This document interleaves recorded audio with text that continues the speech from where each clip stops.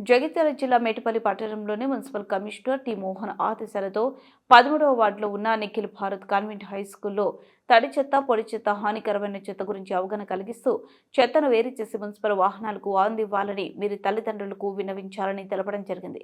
Commissioner మాట్లాడుతూ పారిశుద్ధ్యం, పరిశుభ్రత, స్వచ్ఛత కోసం మా సిబ్బంది నిరంతరం కృషి చేస్తున్నారు. క్షేత్రస్థాయిలో ఏమైనా సమస్యలు ఉంటే ఎప్పటికప్పుడు పరిష్కరిస్తున్నాము.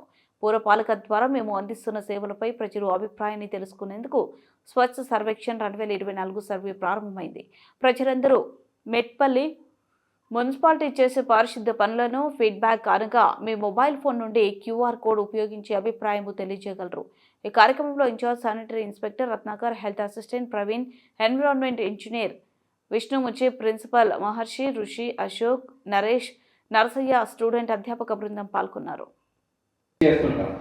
అన్నం ఏదైనా వేస్ట్ అవుతుంది, కూర ఏదైనా వేస్ట్ అవుతుంది, అవన్నీ ఏం చేయాలంటే ఇవి వేస్ట్ చేయాలి. దాంతో పాటు ఇంట్లో చెట్లు ఉంటాయి, చెట్ల నుంచి ఆకులు కింద రాస్తాయి.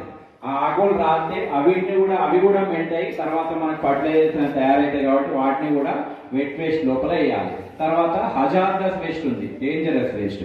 దాంట్లో ఏం వేస్తాము అంటే ఇప్పుడు పగిలిపోయిన ఏవైనా గాజు ముక్కలు ఉండదు తెచ్చేది సార్ చెప్పింది ఇందాక, క్లీన్ గా ఉంచుకోవాలి. అన్ని పరిసరాలు అనేటివి క్లీన్ గా ఉంచుకున్నప్పుడు మనకు బ్యాక్టీరియాలు, వైరస్లు ఏవి ఫామ్ కావు.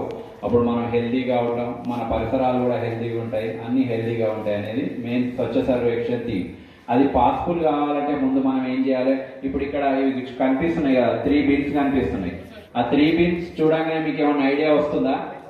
ఎవరైనా ఇంతకుముందు ఎప్పుడైనా మీరు ఎక్కడ చూసినా చేసినా కూడా అంటే మనము ఇప్పుడు ఏదైతే ఉందో వేస్టేజ్ అనేది 3 టైప్స్ గా డివైడ్ చేయాలి. చెత్త అనేది వస్తుంది కదా ఇంట్లో, దాన్ని 3 టైప్స్ గా డివైడ్ చేయాలి.